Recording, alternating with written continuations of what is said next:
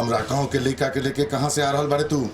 सुखनपुर और सुंदरगढ़ के बीच में दुश्मनी के जोन खेल खेलत रहा ना, एकरा के खत्म कदा, ना तो तोहल उनकी दुश्मनी के चक्कर में बहुत जन मासूम लोग मारल जी। हमरा गांव के लड़का पर केहू हाथ उठावे, ये हमरा बर्दाश्त ना, शमशान बना दे।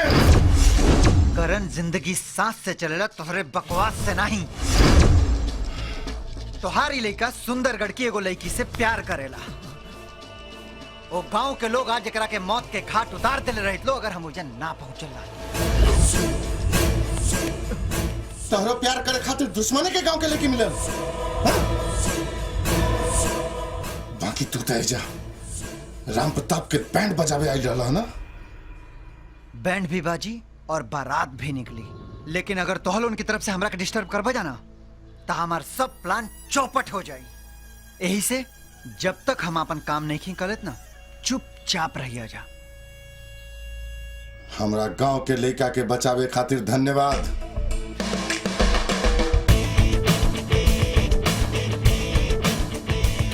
ये हमारी स्टाइल है।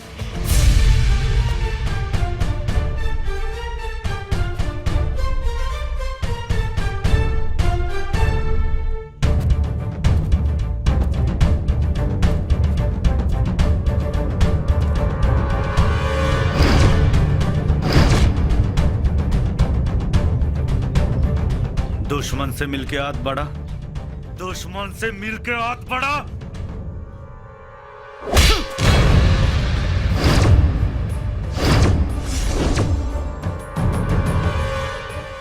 दो मिनट के अंदर, बुझला? 2 मिनट के अंदर ही घर से निकल जा, ना तो अंजाम बहुत बुरा हुई।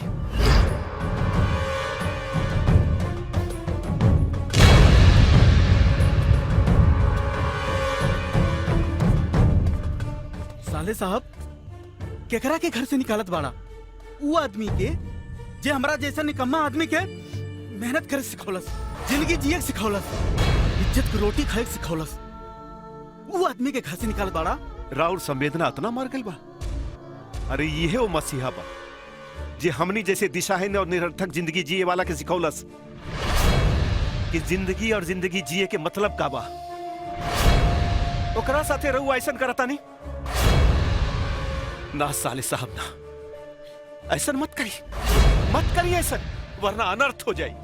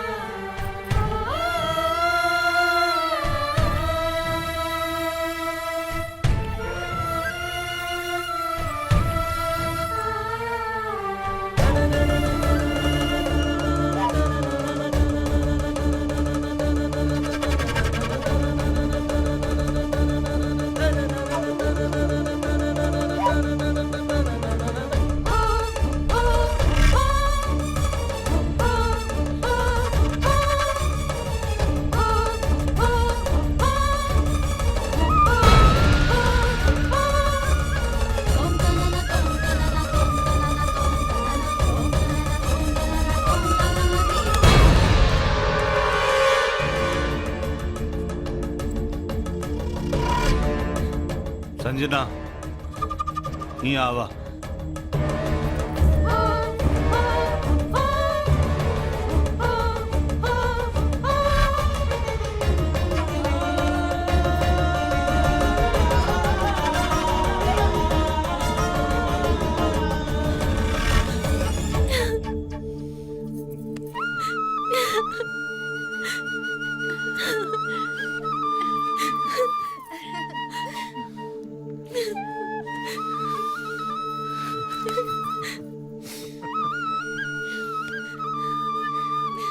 संजना हमार दिल के टुकड़ा बा।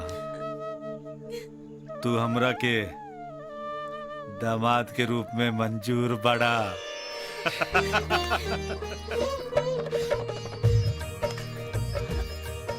एक काम करा, अपन पिताजी के जल्दी से बुला ला। जी पगला।